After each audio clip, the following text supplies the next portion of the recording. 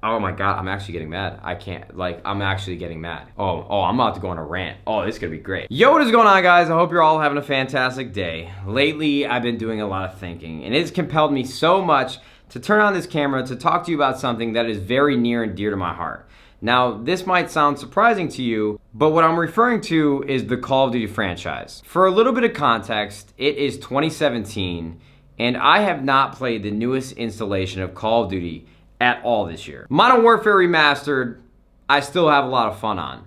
But the newest installation, Infinite Warfare, that came out on November 4th, the last day that I played that game was on November 7th, which means I gave it about 72 hours where I was able to make a reasonable decision that this just isn't the game for me. This is not what I paid for, and this is just not where I thought the Call of Duty franchise was gonna take me. Now, to give you guys a little context, I've been playing the game since 2007. So I've been here for almost 10 years, and I'm sure a lot of you guys have been here for a very long time too. And for even more context, earlier in 2016, when it was announced that Call of Duty was going to be going to space, and all the critics, all the fans were just revolting. Everybody was freaking out because they were taking the wrong direction with Call of Duty. I was still a little optimistic. I said, listen guys, as long as the game itself has the core components that make Call of Duty, we're gonna be just fine. No matter what environment we're gonna be playing in, no matter what timeline we're going to, Call of Duty is still Call of Duty at the end of the day, and we're still going to enjoy it. I turned out to be wrong. I mean, guys, it is March 14th.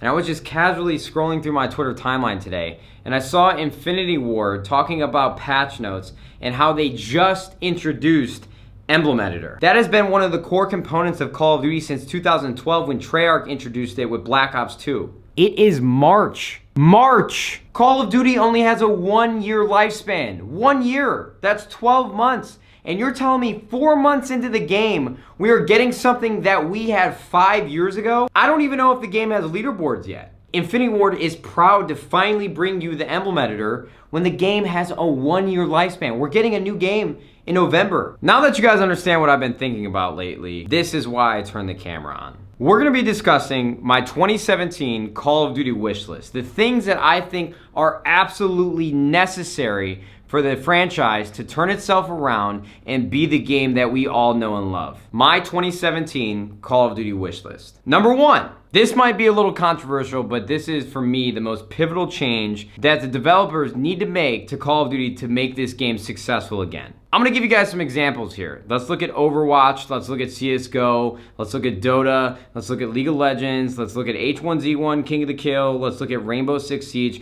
Really any game that is prominent and relevant in the video game world today. What do they all have in common? They have an incredibly robust ranking system. I don't understand why that has been such a far-fetched thought when it comes to Call of Duty. I know the game itself is looked at for its ability to cater to casual players, but guys, it is time to do away with that mindset. But when people log on to a game for the first time, they don't know what they want until you give it to them. And this has been proven with every single video game title that I just mentioned in front of you guys here today.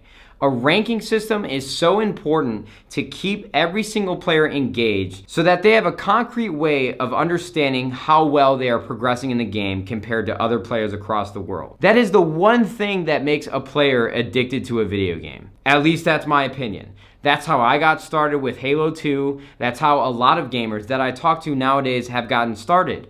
With a ranking system that is able to tell them how good they are compared to the rest of the world. And that for me is one of the driving factors in why I continue to play a video game past enjoyment. That competitive aspect that the game offers by showing me where I stand compared to the rest of the world. Now, what does that mean for the structure that they've used for Call of Duty for the last decade? I don't necessarily think prestiging is a bad thing, but the problem with prestiging and the problem with leveling up is it doesn't give the game longevity. And it doesn't give you a measurement of what type of player you are. It basically just proves how long you've had the game and how much you've played it since. That's the problem that I have with prestiging. Now, logistically, I know a lot of things would have to change within the game to make a ranking system happen at a very broad scale, because with prestiging, you unlock weapons as you continue to level up. That really wouldn't be an option with ranking up. Everything would need to be accessible at one time, just like they had available with Black Ops 2 League Play, where everything is unlocked and you can choose your classes according to how you want to play. Those are very small details in the grand scheme of things, in my opinion. But when you look at the games that I listed earlier, I think League of Legends is the best example I can give you. Because when you log onto Twitch and you log onto YouTube and you see people live streaming, what game is always at the top? I mean, for the last 5-6 years, it has been League of Legends. Massively successful. I think it's undeniable that it is the most successful esports title that we've ever had and one of the most successful video games in history. The way they structure the game and the appeal they have to all of their players is not affected at all by the ranking system and the esports package that they have implemented into the game. The casual player is not affected. They are introduced to the game and inserted directly into a competitive atmosphere. Listen guys, this is the last thing I'm gonna say about this matter. I know that you guys know me as a competitive player, but I promise you, I think this is single-handedly the most pivotal change that we need to make to Call of Duty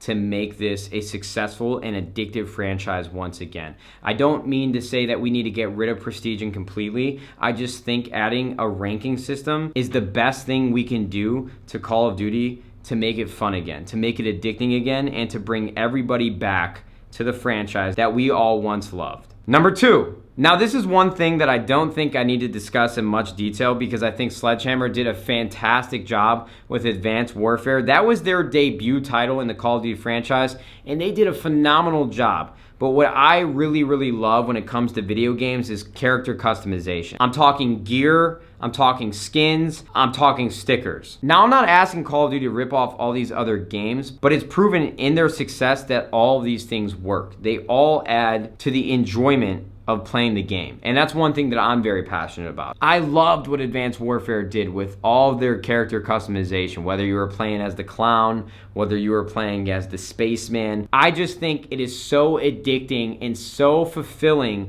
when you have a skin that is very hard for others to get. What makes me unique compared to the other millions of players playing this game? I think Call of Duty has only scratched the surface with the way that we should be able to customize our in-game character, the gear, the skins, the stickers, whatever it may be. Whatever we can introduce to make every single player out there feel like they're a one of a kind, we need to blow it out of the water. Anything that we can do to make a player feel like they're doing something that nobody else can do, I think that's very important and adds to the addiction of playing that game. Customization, really important. Number 3, weapon consistency. Point 1, point 2, very important. Just because this is number 3 does not make it any less important than the first 2. This is one of the most crucial attributes of any video game that you could ever play to make sure the game is balanced. Now in Advanced Warfare, Sledgehammer's debut into the Call of Duty franchise, they introduced weapon variants. Hindsight's 2020, so I'm not gonna give them a hard time.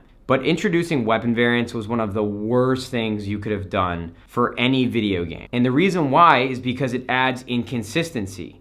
I think it is absolutely insane to say that I have an SMG that was unlocked through supply drops, through absolute luck, does more damage and has a faster fire rate than the base weapon that you start with in the game. I tend to make a lot of sports analogies when it comes to video games, and you guys always have a problem with them. But could you imagine Chris Bryant, first baseman for the Chicago Cubs, World Series champions, could you imagine him stepping up to home plate and the MLB giving him a bat that hits further than an opposing player on the other team? Could you imagine giving Steph Curry a basketball that only he can play with that makes him more of an accurate shooter from the three-point line? Could you imagine that? That's like adding more range to a gun and the baseball bat adding more damage to a weapon. It's game breaking. It changes the entire game. It takes the game out of the box from being a fair playing field to completely uneven, and that causes so much inconsistency when players are matching up in game. It's one of the worst things that you could ever do to Call of Duty and any video game in general. Like I said, I don't think Sledgehammer would make that same mistake twice, but I had to mention it anyways. Absolutely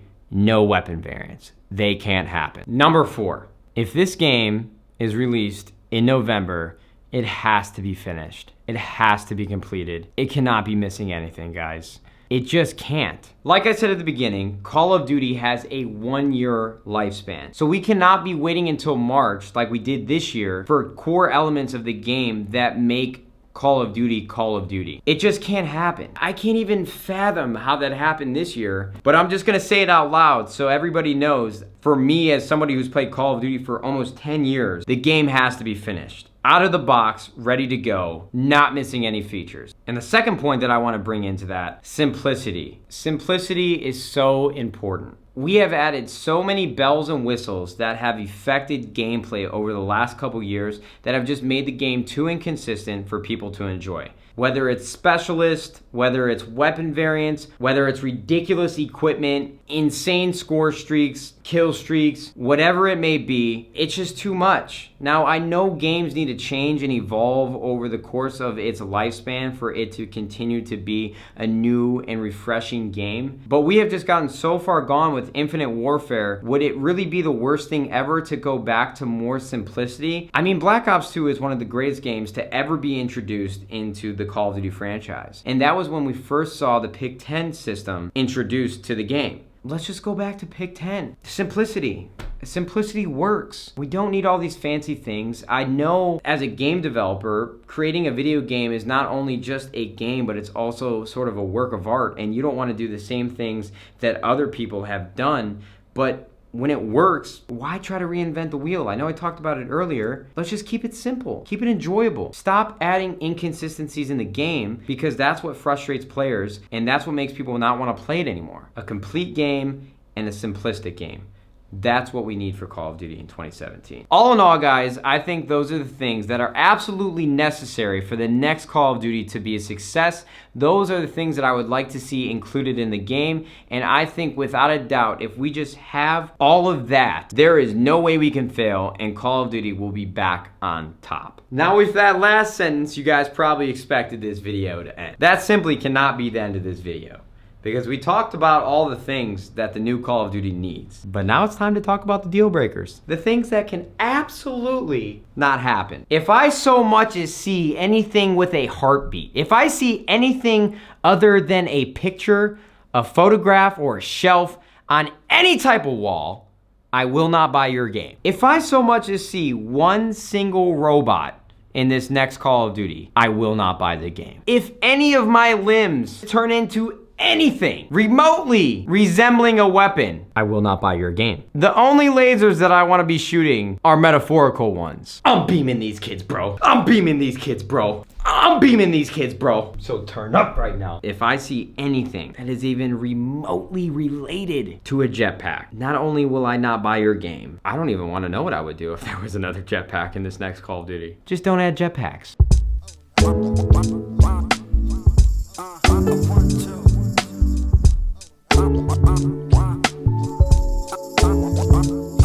Turn it up.